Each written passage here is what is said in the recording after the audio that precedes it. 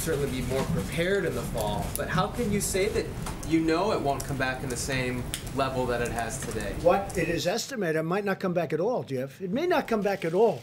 He's talking about a worst-case scenario where you have a big flu and you have some corona. And if it does come back, it's not going to come back, and I've spoken to 10 different people, it's not going to be like it was.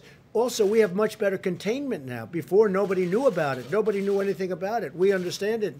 Now, if we have pockets, a little pocket here, then we're going to have it put out. It goes out, and it's going to go out fast. We're going to be watching for it. But it's all possible. It's also possible it doesn't come back at all. I understand the containment, but I don't understand how you know it won't come back on a big scale. I didn't say it's not. I said if it does, it's not going to come back on anything near what we went through. But you could have a mess where they come at the same time. And if they come at the same time, the flu is not the greatest thing in the world, Jeff. It's not the greatest thing either. If they come at the same time, you have them both.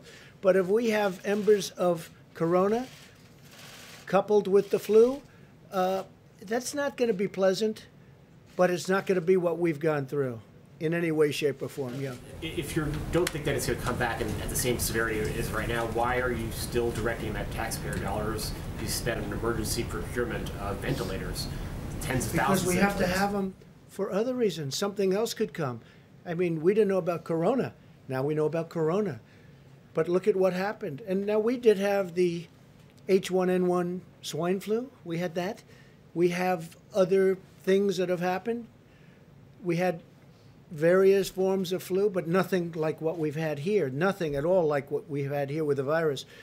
But something could happen. I think that the stockpiles, we're making hundreds of thousands of ventilators right now. Nobody writes about that. You know, at the one time, all they talked about was ventilators, right? Because you didn't think it was possible for me to solve that problem.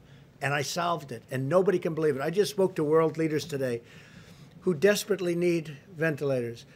They said, the job you've done, and we're sending 500 to Mexico, then another 500 to France. We're sending some to Spain. We're sending some to Italy. We have them. They're being made by the thousands. And world leaders, I spoke to Prime Minister. I went through a lot of different calls today. I won't even tell you. But I can give you a list if you want. But I went through a lot of calls to a lot of leaders, spoke with Pakistan. They would like to have some ventilators. We're going to get them some ventilators.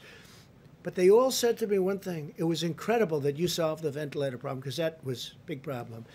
The testing problem, we've done more than any other nation in the world. Go a step further. If you added up the testing of every nation in the world, put them together, we've done substantially more than that.